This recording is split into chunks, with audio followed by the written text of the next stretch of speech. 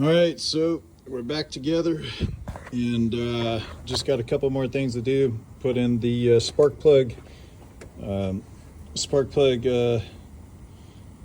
the ignition coils. Tighten the fuel rail. I got all the front assembled, and then I've just got to do the suspension, 2 control arms, and the axles. Fill it up with fluid. And that is it.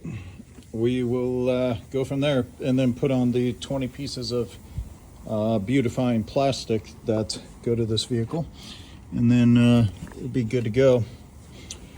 So I'm gonna call it the day today. It took me about 8 hours. I was running into a couple different issues, and so we're almost there.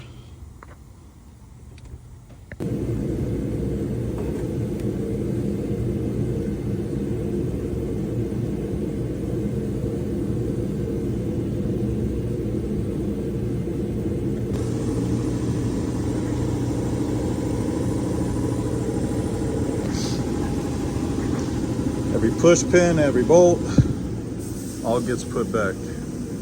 The top of the engine is completely done.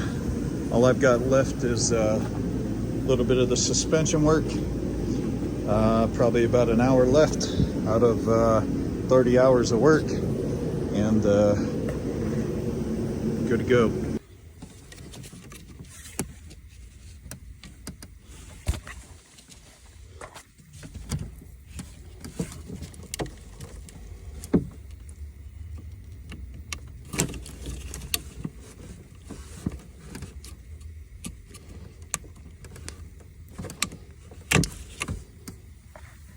So it's all back together. I'm ready to prime the engine and start the vehicle. So what I'm gonna do is use my scanner here, and I've unplugged the EKP. That way it does not deliver any fuel. So the vehicle will turn over, but it will never ignite fuel because the fuel pump will never kick on. Obviously, I'm going to have that check engine light because it's unplugged. But what I'm going to look for on here is actually the oil pressure. I'm going to watch for the oil pressure to get up to pressure 60, 70 PSI. That'll prime the engine because of the work that I did, completely emptying the oil pan and turning over the engine as much as I did. And in general practices, with any engine, you definitely want to just want to prime your fuel pump anytime you do work like that. So I'll do that, and then we'll get back to it. So here I'm going to enter the DME, and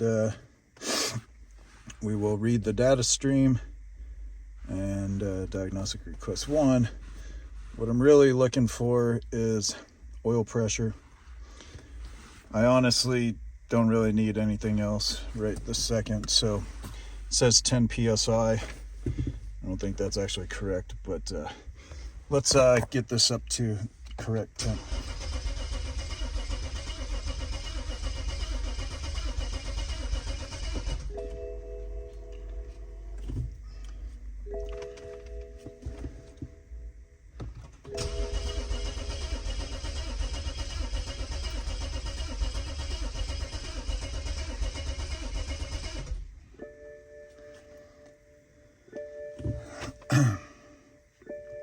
We'll see how many times we've got to do this to get oil pressure.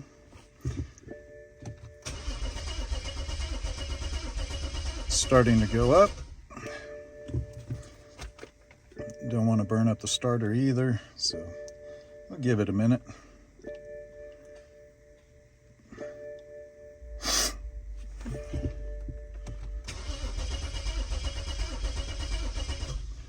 There we go. It's finally getting the air out of it.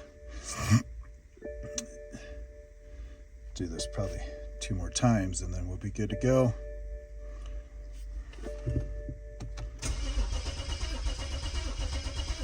There we go. Now we're getting some pressure. Now, if you don't do this, what actually ends up happening is that you run your engine dry for whatever length of time that is. And in this particular vehicle, it already has somewhat of what I known to understand some difficult times with oil starvation, so we definitely don't want that. This should be the last time I've got to do this to get the oil pressure up. Yeah, that's looking great. At 45 psi, I think we're good. I will do it one more time just to be certain, and then we'll come back and start it up after I plug in the EKP module in the back.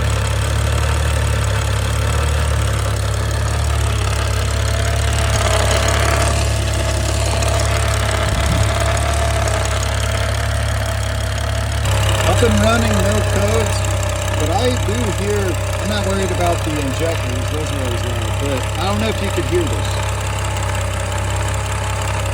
It's almost like a whirling or whining sound, but I know that sometimes when chains are tight, when you first put them in, you know, they just sound a little bit different than when they're stretched or loose. So you think this is normal. I get no Vanos codes, everything's good, no check engine lights, everything's solid, started right up, cold start's great. So, you know, I think we're good. What do you think?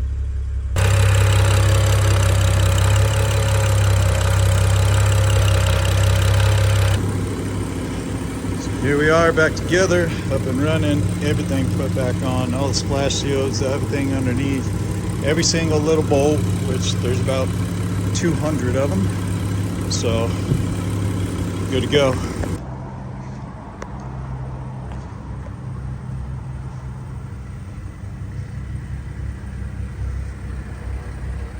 So I kept getting a low coolant light, and so there's a way to bleed this. The bleeding procedure, if you have this vehicle, goes like this.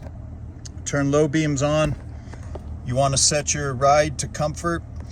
You'll set your vents to max, but your fan to low.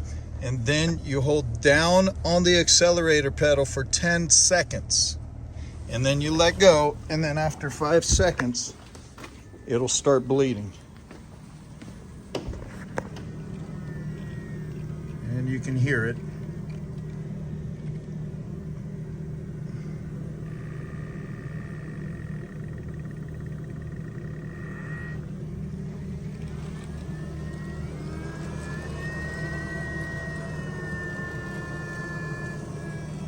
And that is the procedure. And once it's done, be good to go.